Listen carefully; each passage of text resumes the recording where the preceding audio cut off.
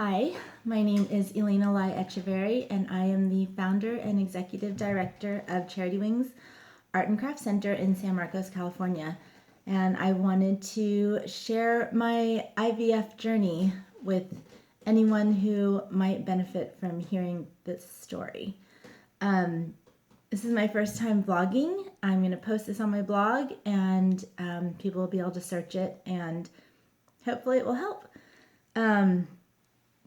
I have been very public and open about this journey that I'm doing because I believe that people need to hear and know that they're not alone when it comes to something like this. It amazes me how many women and men are on this journey as well, where they have not been able to get pregnant either through natural means or through assisted reproductive therapy or whatever it is. There are so many people out there suffering because the thing they want most in this world is to be a parent, and for some reason their body just won't cooperate. So that's what's happening to me. And I've been on this journey for about 10 years now. As long as I've had my organization. Actually, I'm on my 11th year of Charity Wings. And I have done several rounds of IUI. I've had the dye test done. I've tried other shots and things in Asia, and nothing has worked. So this time, I really thought that I had no way to get pregnant and have my own kid. And it's devastating. I mean, you are, as a human being, some people have a natural desire to want to procreate and have kids. And when you can't do it, and you don't know why, and there's no real reason, you feel so betrayed by yourself. And you're stuck with you. So not being able to get pregnant has been just a thing that I've hated about myself, and it sent me into deep depression at times, and I can't explain to anyone. You know, people always say, oh, well, you don't know because you don't have kids. Well, you don't know because you do have kids. And so if you have children, you won't understand how it feels to not be able to have your own kids. And that's okay. Gosh, thank goodness you don't know how it feels. I'm so happy for my friends who try and they finally succeed, or just the people that show up and say, I'm pregnant, or I'm pregnant again, or I'm pregnant again. That's been my life. But you know, you're so happy for people, but it's hard. It's really hard. I think people have a hard time telling me that they're pregnant. And, you know, understandably so. I went through a period where I stopped going to baby showers or kids' birthdays. And I'm kind of okay with it now, but it's really hard. It can be just one of those things where you're just fighting with yourself because you're green with envy, and at the same time you're super, super happy for your friend. So it's kind of it's bad. So I wanted to clarify one thing. First of all, adoption. I have blogged about this, and I can tell you that adoption is not for everyone. And adoption is not a substitute or a replacement for having your own child. Yes, once you have a baby that you've adopted, it is just like having, you love it like your own. And I totally get that. And why don't I foster, and why don't I adopt? And there's so many needy kids out there. And I got to tell you, the reason that I don't adopt is not because I don't think that I could love a child that I didn't give birth to, but there's two reasons. One, I want the experience of giving birth to a child, breastfeeding that child, just doing everything that child needs, and being that child's mother from birth. The other reason is that I am unmarried. I don't make a lot of money, and I am 45.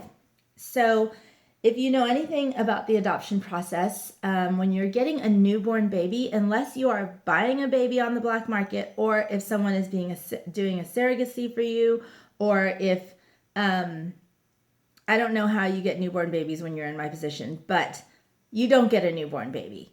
A lot of newborn babies, I don't know if you know this, but they come from women who are incarcerated and pregnant, and they decide to give their child up for adoption to give their child a better life. Well, if you're trying to give your child a better life, are you going to give it to the unmarried, low-income 45-year-old woman, or are you going to give it to and I know this sounds terrible, but the Caucasian, high-income, young family who hasn't been able to get pregnant? There are a lot of them out there. So I'm not anyone's first choice. I know people who have tried to adopt, decided, okay, we'll adopt a baby. We can't get pregnant, we'll adopt a baby, who are either mixed race couples or minorities and have not been able to get newborn babies because these women are choosing. And if you had a choice, I mean, you're trying to give your child the best life you can. So anyway, that's part of it. Even getting a foster child, I would not be getting a newborn baby.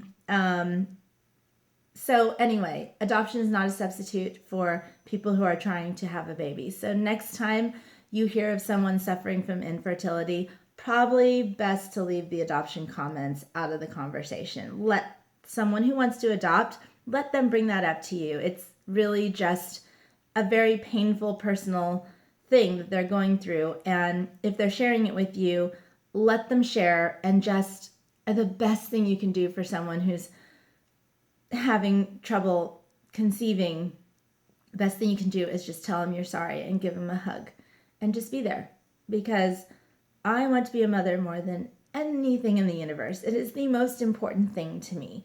And I have given up so much to try to do this, and it's scary and sometimes it's very lonely, but it's also exciting, and I'm hopeful. I'm so hopeful that this is going to work. So I wanted to talk a little bit about what IVF is. It's in vitro fertilization. So I have a beautiful egg donor who is giving me her eggs, and that's really cool that I get to know that person. I know that person. I wasn't able to find someone to give me sperm from the choices of the people that I know in my life. I would, it's so weird buying sperm. I gotta tell you, if you ever get a chance, or if you're ever just bored and you're sick of YouTube and Facebook, go onto a sperm bank page and just create a login. It takes 2 seconds and it's free. And then search, just go in and type in your criteria. It's like looking for a plane ticket, but you're not. You're actually online dating your baby. It's the weirdest thing. I know that sounds so weird, but you go on and you see these profiles and you get to you can listen to their voice. You can see childhood photos. I think some sites even have adult photos. They give you genetic information, all sorts of stuff. It's cuckoo. So if you ever want to just experience something weird, go online and look at sperm donors. It's crazy.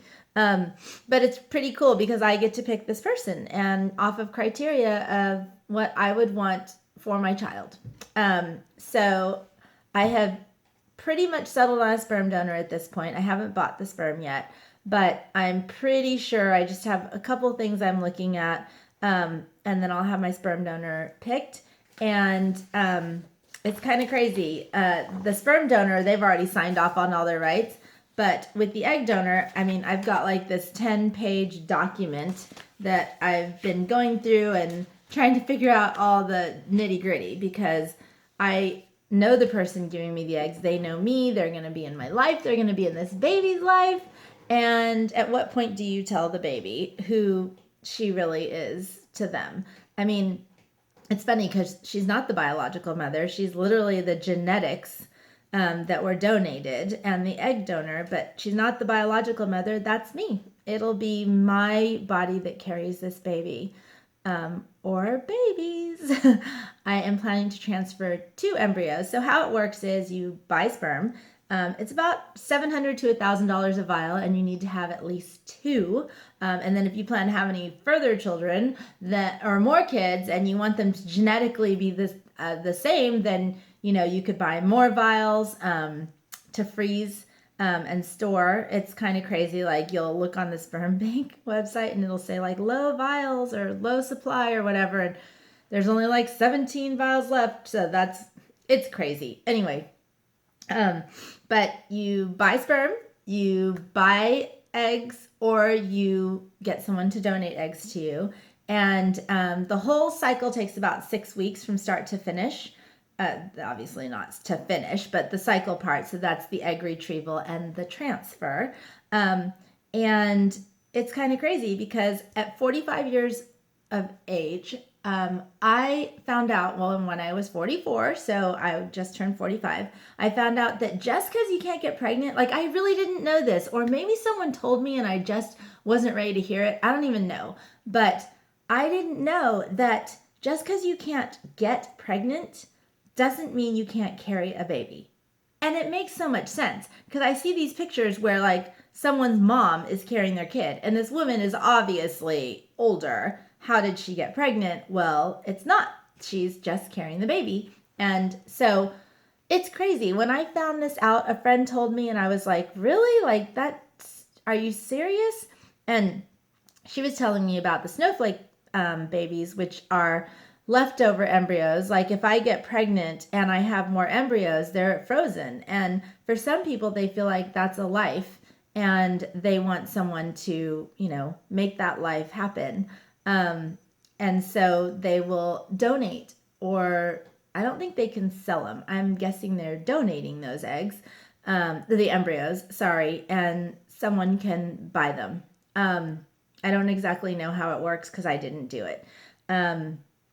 But so when I found that out, I was like, okay, I got to do this. And so I gave up a beautiful, wonderful, amazing man who was my boyfriend and said, I got to go do this. I got to try.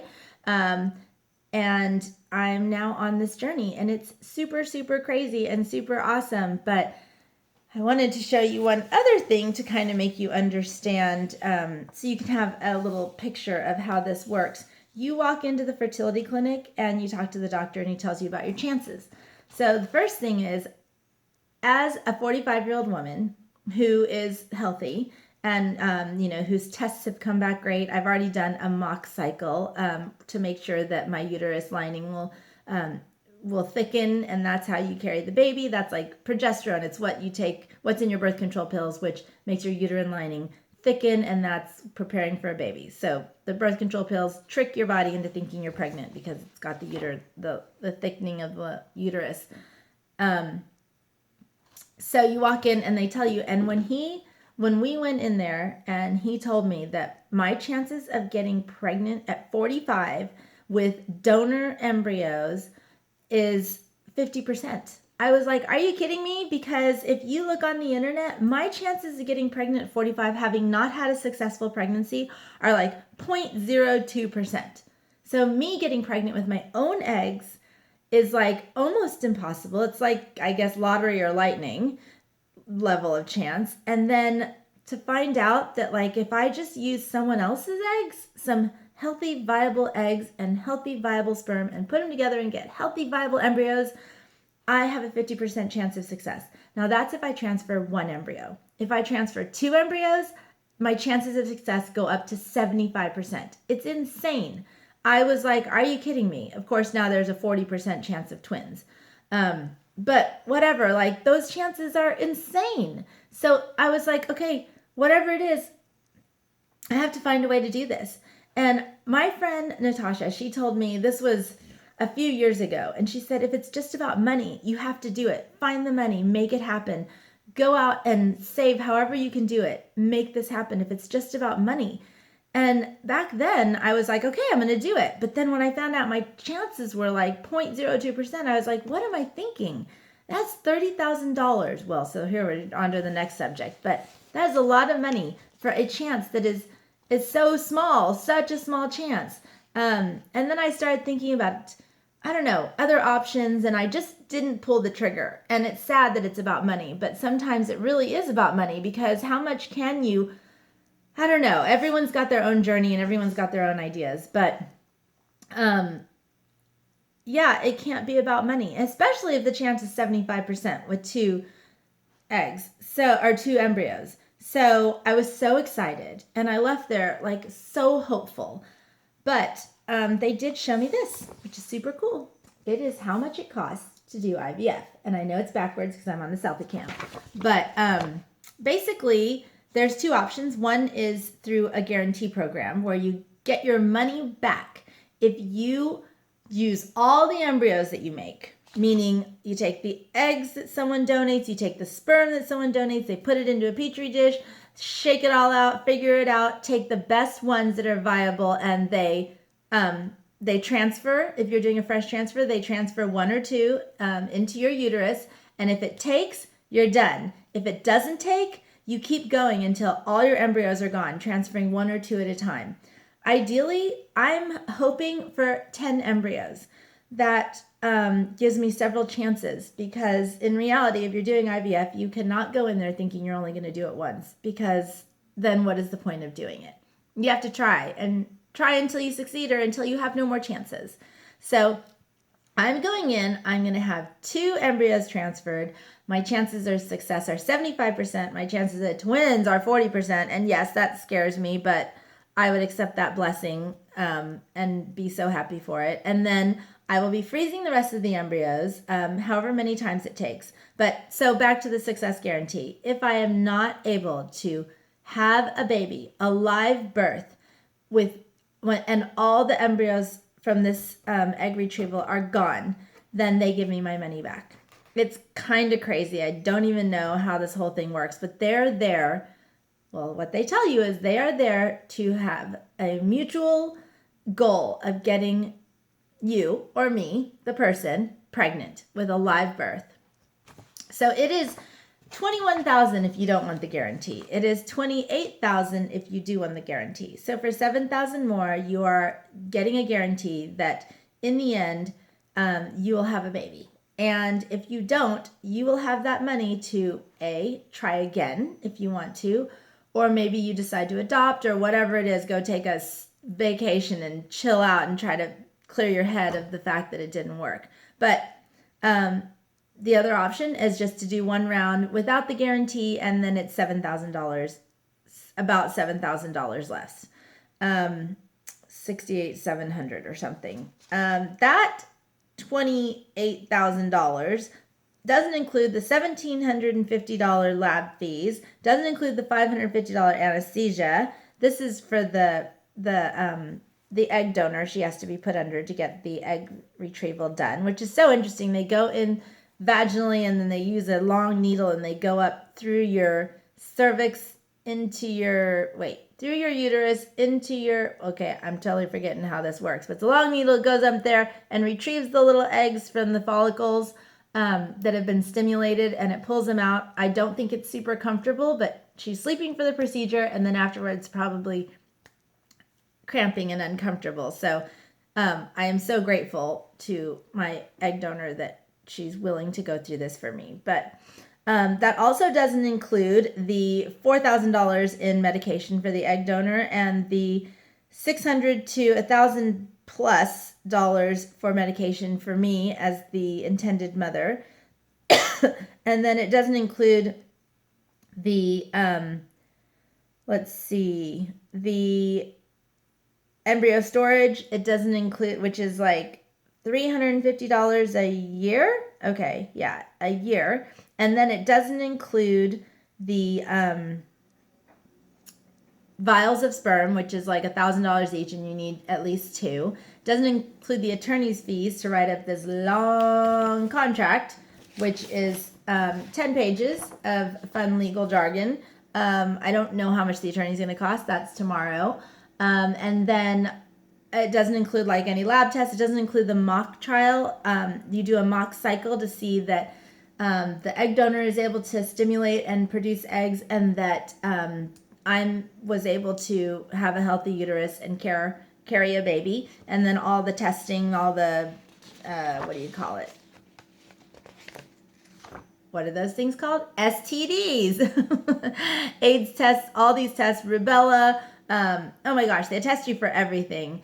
And so to do all those tests doesn't include any of that. This is just the egg retrieval and transfer, $28,000. That doesn't include all that other stuff. So in the end, I think that it's about $35,000 for this procedure. I run a nonprofit. I don't have a lot of money. I was extremely blessed to have 3 friends do a GoFundMe campaign for me, and it raised about half the money for this. It's still open if you want to help me. I am literally taking out every penny out of my savings to pay for the money for the rest of it.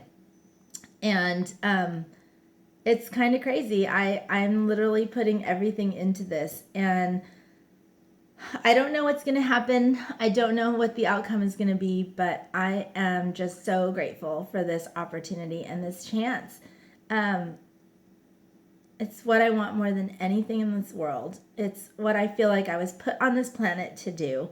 It's just, I wish I didn't feel this way. I would give anything to not want this with my whole heart, my whole body, and my whole soul. It would be so much easier not to want to have kids, but I do. I want it, and as a human being, I'm supposed to be able to do this. It's a war that I have with my body, that it doesn't function like it's supposed to, and that it won't do what it's supposed to do. I mean, like, this is what we're put on this planet to do. It's really hard. So I have a blog, which if you're watching this video, you found my blog, and you can read blog posts about this journey. And if you have friends that are on a infertility or fertility journey, people like to look at it 2 different ways, just know that it is so hard. I mean, it's so hard. And you can't understand it because you're not on it.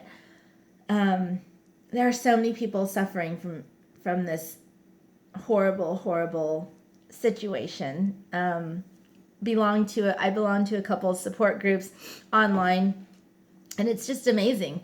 There are women on there that are so young and can't get pregnant, and there's women on there's not as many my age still trying, but there are a few my age still trying. And I mean, I hear so many stories, people that come out and tell me, I know someone, or I am someone that's been suffering or is suffering from the same thing. So just, if you know someone, be gentle. Don't tell them what they should do. Don't tell them to go out and get drunk and screw their boyfriend and that they'll get pregnant, or take a vacation and then they'll get pregnant. It just is, it's just really insensitive. And I understand that people say these things because they just don't know what to say, and they want to help, and they want to make you feel better, and they want to give you hope. But having sex when you're drunk doesn't always get you pregnant. Some of them, yeah, for sure. Taking a vacation doesn't always get you pregnant. These are all very flippant things to say. I can also tell you that every time someone tells me to take their kid because then I won't want them, I want to punch you in the face. So please don't say that to people. If someone is suffering from infertility, I'm telling you, best thing you can do is just say, I'm so sorry, and give them a hug and say, I'm here for you if you need anything. That's like the best thing you can do. And let them talk, because it's something that we all need to do when we're feeling sad. So I'm going to end this because this video went really long. I don't even know if anyone's going to watch it, but this is me and my IVF journey, and I am going to post this on my blog. It's my first time posting a video on my blog like this, and I think it's my first time. I mean, I do a lot of blogs. I mean, I do a lot of videos, but I don't think I've ever posted one on my blog like this. So this is me from my heart sharing. I hope that this helps someone. If it only helps one person, I think that's all that matters. So anyway, have a great day. Wish me luck. I was going to say my cycle starts on the 12th. I have to give them $28,000 in like Oh my God, it's like 4 or 5 days away. So I'm working on getting my money out of my savings account and liquidating everything and getting ready to do this. And so thanks for listening and thanks for your support. See you later.